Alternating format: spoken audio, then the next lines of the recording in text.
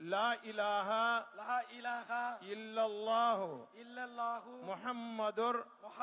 رسول الله اللهم صل على محمد وعلى آل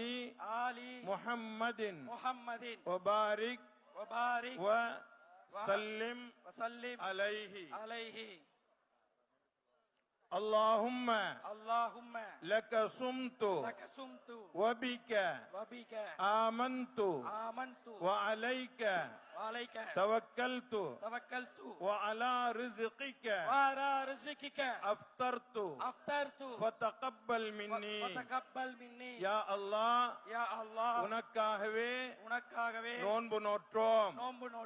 உன்னுடைய அருளாலேயே நோன்பை திறக்கின்றோம் எங்களுடைய நோன்பை